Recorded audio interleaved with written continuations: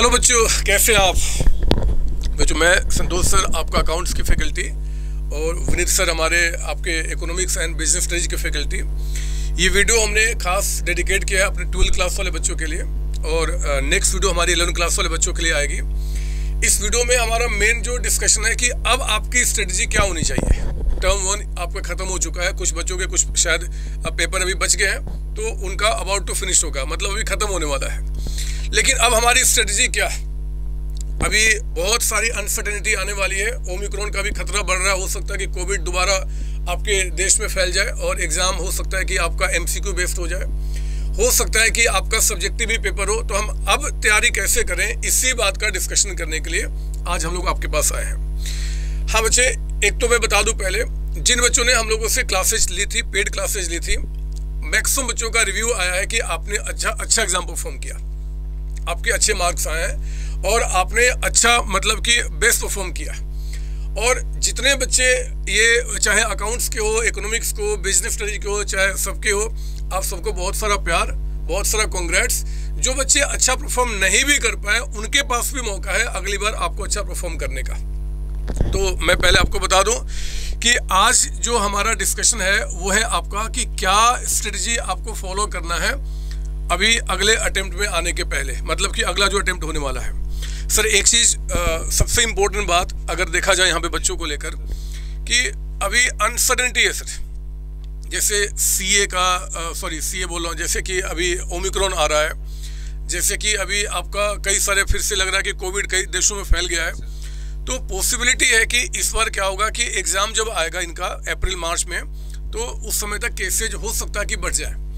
तो CBSE का अगर पैटर्न देखा जाए, उन्होंने कहा है कि अगर केसेज बढ़ जाते तो फिर से MCQ बेसिक एग्जाम होगा और अगर केसेज नहीं बढ़ते, नॉर्मल रहता, तो फिर तो सब्जेक्टिव होगा। तो सर ये जो अभी होने वाला है, इस पे आप क्या बच्चों को सजेस्ट करेंगे सर? क्या इसमें होना चाहिए, कैसे बच्चे स्टडी करें? इसमें बच्चों देखो, आपको जो मेन चीज का ध्यान रखना है वो यही ध्यान रखना है कि आपका जो फर्स्ट अटेम्प्ट होना चाहिए वो अपने सिलेबस को कवर करने का होना चाहिए। ठीक है, आप सब्जेक्ट की जो तैयारी है वो सब्जेक्टिव तरीके से करो, पूरे कॉन्सेप्ट, पूरी एप्लीकेशंस को कंप्लीट करके करो। उसके बाद जब हम प्रैक्टिस की बात करते हैं, किस तरीके से हमें प्रैक्टिस करनी है, वहां पर हम अभी दोनों मोड लेके चलेंगे। क्वेश्चंस को हमें प्रॉपरली लिखकर सब्जेक्टिव मोड पे, डिस्क्रिप्टिव मोड पे भी करना है, प्लस MCQs भी करना है। हालांकि CBSE के हिसाब से पेपर उनका सब्जेक्टिव होना है, सारा का सारा वो MCQ बेसिस पर नहीं रख सकते। टर्म 1 ऑलरेडी MCQ बेस्ड पर रहा है, तो इसीलिए हम प्रैक्टिस दोनों की लेके चलेंगे कि अगर आपका इन केस भगवान करे वो मुसीबत ना आए, अगर MCQ बेस्ड भी हुआ तो भी हम एक पूरे अच्छे तरीके से, एक 100% तरीके से प्रिपेयर्ड रहेंगे। तो दोनों को सर हमें टारगेट लेके चलना पड़ेगा, डिस्क्रिप्टिव ठीक है और आपका MCQ। हाँ बच्चे, ये आप इसको समझे, ये हर एक पेपर में इस काम को आपको करना है। जैसे कि टर्म 1 का जितने भी आपके चैप्टर्स एग्जाम में आए उन सब का MCQ बनाकर हमने आपको प्रोवाइड कराया, हमने चैनल पे उसका प्रॉपर रिवीजन भी कराया और हमने इस बात को इंश्योर किया कि जो MCQ आपके पास गए हैं उसी से क्वेश्चन बने। और ऐसा ही हुआ है, जिन बच्चों ने हमारी क्लासेज स्टडी की है उनको पता है कि कोई भी MCQ उससे बाहर निकल के नहीं आया। अभी जो टर्म 2 शुरू होने वाला बच्चे, इनमें जितने भी चैप्टर्स हैं, अगर मैं पहले आपको बात करूं अपने अकाउंट्स का, अच्छा सर पहले इकोनॉमिक्स का था, बट हाँ सर पहले एक चीज भी बच्चों को बताइए आप। ये आप ही निश्चित कीजिए, कोई बात नहीं। हाँ बच्चों, पहले ऑब्वियसली अभी सर 15 तारीख को एग्जाम में एंड हुआ है इकोनॉमिक्स का, जो मेजर एग्जाम है, और आज 18-19 तारीख को हमारी वीडियो हो गई फिर पढ़ने को लेकर कि फिर दोबारा पढ़ाई शुरू करो।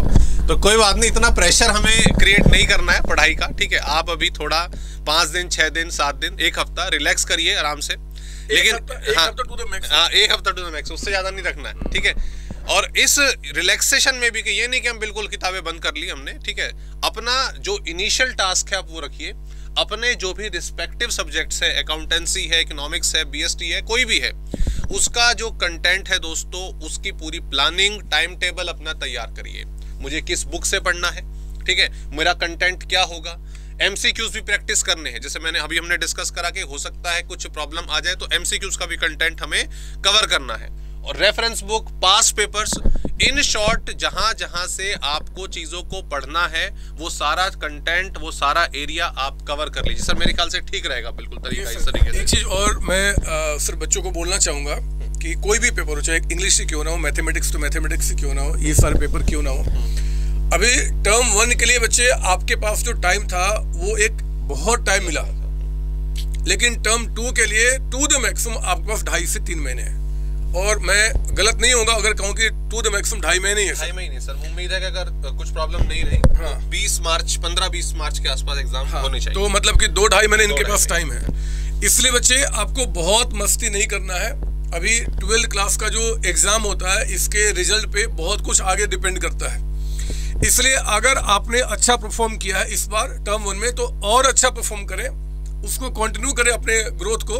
और अगर आपने थोड़ा भी खराबी किया पिछले टर्म में तो उसको और बेहतर करके इस पर आपको बाउंस बैक करना है। इसलिए मेरे बच्चे आपको टाइम ज़्यादा नहीं है, बहुत मस्ती भी नहीं करना, आपको फटाफट पढ़ाई पे आना होगा। सर ने बताया कि इन सबको इकट्ठा करें, आप इसको इकट्ठा करें, बहुत अच्छी तरीके से प्लानिंग करें और फिर अपने कोर्सेज को आगे बढ़ाएं। नाउ मेन चीज़ अभी जो इनका इकोनॉमिक्स है सर, वो कैसे अब बच्चा इस पर काम करे। सर देखिए, अगर हम इकोनॉमिक्स का सिलेबस देखें, बच्चों आप ध्यान दीजिएगा इस चीज़ पे सारे के सारे। अब अगर हम कंटेंट की बात करते हैं, सिलेबस की बात करते हैं इकोनॉमिक्स की, टर्म 1 के बाद अब ये सिलेबस हमारा टर्म 2 के लिए बचता है, ठीक है। अगर मैं बात करूं आपका नेशनल इनकम और डिटरमिनेशन ऑफ इक्विलिब्रियम, ये दोनों चैप्टर हमारे मैक्रो इकोनॉमिक्स से हैं और बाकी के जो 4 चैप्टर्स हैं, एम्प्लॉयमेंट, इंफ्रास्ट्रक्चर, सस्टेनेबल डेवलपमेंट और आपका इंडिया, पाकिस्तान, चाइना, जो एक नेबरिंग कंट्री से हम कंपैरिजन करते हैं, ये इंडियन इकोनॉमिक डेवलपमेंट से है। हम पहले से जानते हैं कि मैक्रो इकोनॉमिक्स में ये दोनों चैप्टर कॉन्सेप्ट और न्यूमेरिकल बेस्ड है और ये चारों के चारों थ्योरेटिकल हो जाते हैं। अब तैयारी कैसे करनी है मैं वो बता देता हूँ। देखो, जैसे हमने बोला कि 1 हफ्ते तक आप थोड़ा रिलैक्स करिए और अपने कंटेंट को डेवलप करिए। तो मैं ये एज्यूम कर रहा हूँ कि आप अपनी जो प्रिपरेशन है क्रिसमस के बाद शुरू कर देंगे, 25 दिसंबर से शुरू कर देंगे।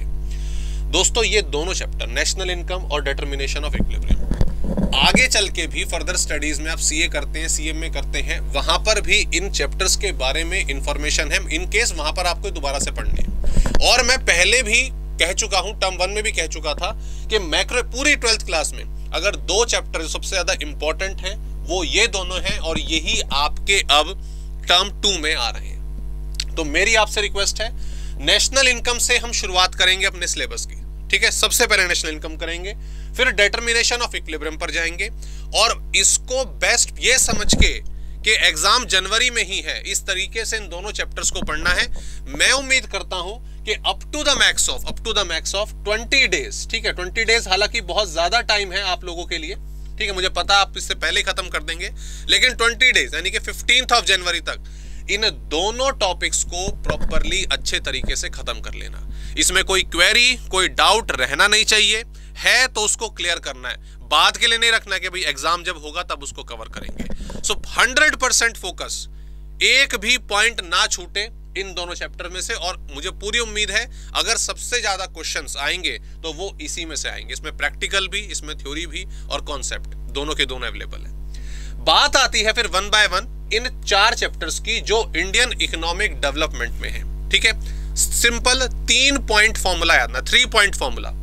इसमें आपको स्टडी करना है, नोट्स बनाने हैं और क्वेश्चन पर चले जाना है। SNQ ये वाली टेक्निक इस्तेमाल करनी है क्योंकि थ्योरेटिकल कंटेंट है। क्लासेस कवर करो, टॉपिक को पढ़ लो, पूरा स्टडी कर लो, ठीक है। चैप्टर के इंपॉर्टेंट पॉइंट्स को अपनी समरी बुक में, अपनी नोटबुक में अलग से नोट डाउन करेंगे। याद रखिएगा ये चीज सेकंड वाला बहुत इंपॉर्टेंट है। समरी आपने तैयार कर ली, एग्जाम टाइम पे रिवीजन करने में बिल्कुल भी दिक्कत नहीं होगी, बिल्कुल भी दिक्कत नहीं होगी, बड़ी आसानी से आप टॉपिक कवर करेंगे। एंड देन यस, क्वेश्चंस की प्रैक्टिस, इसमें एमसीक्यू और डिस्क्रिप्टिव दोनों के दोनों टॉपिक आएंगे। मेरा यह मानना है कि ये टॉपिक आपको 20 दिन और लेके चलेगा, 20 से 25 दिन। सो आवर डेडलाइन इज कि 10th फरवरी तक आप अपना सारा सिलेबस इकोनॉमिक्स का वाइंड अप करेंगे। कल संतोष सर के साथ पूरी हमारी मीटिंग चली है आने वाले क्लासेस के लिए। होपफुली 15 फरवरी के बाद हमारे लाइव सेशन भी सर शुरू हो जाएंगे, जहां तक हमने प्लान करा था 15 फरवरी से हमारे लाइव सेशन शुरू होंगे, जैसे अभी टर्म 1 में हुए थे। तो हम उम्मीद करते हैं कि 10 फरवरी तक, मतलब सर अभी अकाउंटेंसी का आपको बताएंगे, इकोनॉमिक्स का आप फिनिश करेंगे। ठीक है, आई थिंक यहाँ पे आपका क्लियर। हाँ, कोई क्वेरी आपको इसमें है तो कमेंट बॉक्स में आप डालेंगे, कोई भी क्वेरी अगर आपको आती है। सर अब अगला सब्जेक्ट हमारा आ जाता है बहुत ही फुल फ्लेज और अकाउंटेंसी, इसके बारे में बताइए सर। सर अकाउंटेंसी में यहाँ पे बच्चों अगर ध्यान से देखो तो जितने भी बड़े चैप्टर्स हैं, जितने भी बड़े, वो सारे यहाँ पे कवर्ड है। Not for profit organisation, retirement, death, dissolution of firm, debentures, financial statement, cash flow statement. मेरे बच्चे इसमें जैसे सर ने इकोनॉमिक्स में बताया, अकाउंट्स में भी इनमें से कई सारे गलत बोलना होगा, सारे चैप्टर्स आगे आपको कवर अप करने पढ़ने दोबारा। अगर आप कोई भी प्रोफेशनल कोर्स करते हैं, इवन बीकॉम भी करते हैं, तो वहाँ भी इसकी रिक्वायरमेंट आएगी। यानी कि हमें इन डेप्थ स्टडी करना है।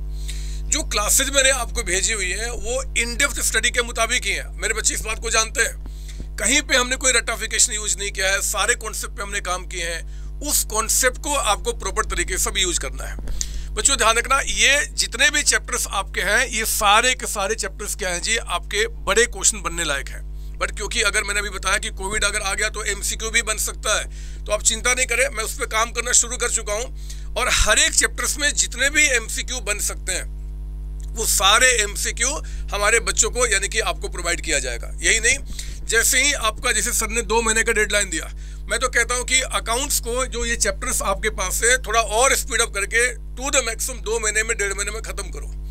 फिर जो हमारे साथ जो लाइव सेशन आपके साथ होंगे, रिवीजन लेक्चर्स होंगे, एमसीक्यू बेस्ड क्वेश्चन की प्रैक्टिस कराऊंगा, उसको प्रॉपर तरीके से करना है। याद रखना, उन क्लासेज में आपको तभी फायदा मिलेगा अगर आपने इनको पहले से प्रॉपर तरीके से फिनिश किया हुआ है। और नो डाउट कि कुछ इनकेस डाउट उठता है तो डाउट सेशन पे हमेशा हम लोग रहते हैं आपके साथ, तो आप वहाँ पे हमारे से बात कर सकते हैं। तो मेनली यहाँ पे प्लानिंग सर एक ही है, इन सारे बच्चों को 1.5 से 2 महीना काफ़ी है सर। इतने चैप्टर्स को आपको सब्जेक्टिव यानी कि जितने क्लासेज आपके पास गई है या फिर जहाँ से भी आप पढ़ रहे हैं, आप अपने टीचर को बोलें कि जल्दी से इसको फिनिश कराएं। और आपको साथ ही साथ अगर आपके पास, क्योंकि अभी मार्केट में एमसीक्यू ज़्यादा अवेलेबल नहीं है और हमारे भी एमसीक्यू आने में 1 महीने का समय भी लगेगा, तो आपने क्या करना है, इतने टाइम पीरियड में बहुत बेहतर तरीके से सब्जेक्टिव की तैयारी कर लीजिए, ताकि अगर सब्जेक्टिव पेपर होगा तो मस्त तरीके से एग्जाम हम देंगे। जो फर्स्ट आपका अटेम्प्ट था, मतलब जो फर्स्ट टर्म था, उसका कोई भी क्वेश्चन इस बार नहीं आएगा बच्चे टर्म 2 के अंदर में, ऐसा अंदाजा लगाया जा रहा है, जब तक कि कोई नया क्लियरिफिकेशन नहीं आता। तो अभी पूरा फोकस होके आपको ग्रुप 2 के ही सिलेबस पे आपको लगना। सर यही है ना, अभी टर्म 1 का तो कुछ इसमें भी है नहीं, इनका आपका नहीं है आपका, ठीक है, तो आपके लिए ठीक ही है। बाकी सर ये तो मैंने बच्चों को बता दिया इनको क्या करना है। मेरा टारगेट मैंने इनको दे दिया कि 2 मंथ्स, 2 महीना, 2 मंथ्स के अंदर में ये सब्जेक्टिव पूरा तैयारी कर ले, जो इनके पास क्लासेज गई है या फिर जहां भी बच्चे पढ़ रहे हैं सब्जेक्टिव स्टडी। हाँ जी, उसके बाद जो एमसीक्यू होगा, क्योंकि एमसीक्यू सब्जेक्टिव से निकल के आते हैं, कौन से बच्चों क्लियर है, तो उनको फिर हम लोग इनके साथ बैठेंगे ना, लाइव सेशन में सब कुछ कराएंगे सर। सर बाकी बिजनेस स्टडी के बारे में प्लीज बताएं। हाँ जी सर, बिजनेस स्टडीज की सर अगर हम बात करें तो सिलेबस सर काफी रिलैक्स मोड पे हो गया इनका, सिर्फ एक चैप्टर को छोड़कर अगर हम ध्यान दें, है नहीं। तो बच्चों जैसा कि आपने दोनों पैटर्न जो है, दोनों पार्ट जो है टर्म 1 में भी पढ़े हैं, कुछ पार्ट ए से आया, कुछ पार्ट बी से आया।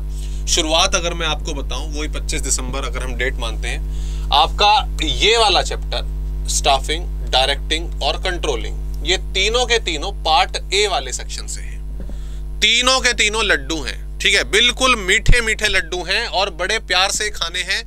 स्टाफिंग, डायरेक्टिंग, कंट्रोलिंग आप पढ़ेंगे सिंपल तरीके से, आपको मजा आएगा। आप इसको डेली लाइफ से रेगुलेट भी कर पाएंगे कि हाँ, कनेक्ट भी कर पाएंगे कि हाँ, किस तरीके से चीजें एक ऑर्गेनाइजेशन में होती होंगी।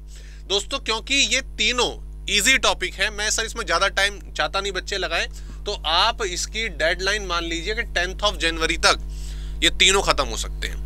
10 जनवरी ये जो डेडलाइन सर बता रहे हैं आपको फॉलो करना है। इस डेडलाइन में कहीं भी यानी कि यार चल कोई बात नहीं, एक दिन और आगे 2 दिन चल, नहीं करना। आपने जो सर ने बोला उसको फॉलो कीजिए, क्योंकि ये सारी बातें आपके लिए हो रही है। ये ऐसे नहीं कि आज आए हमने बोलना शुरू किया, प्रॉपर प्लानिंग किया हम लोगों ने, प्रॉपर स्ट्रेटजी डिस्कस किया है, उसके बाद आपसे बातें शेयर की जा रही है। तो प्लीज इसको जो सर बता रहे उसको फॉलो करना है। तो क्योंकि इजी है, ज्यादा टाइम नहीं लगना चाहिए, तो मैं बोल रहा हूँ कि आप इसको 10 तारीख तक खत्म करना। हाँ, जो चीज डिफिकल्ट है, जिसमें प्रॉब्लम होती है, मैं जानता हूँ, वो बिल्कुल सही तरीके से बताना चाहिए आपको।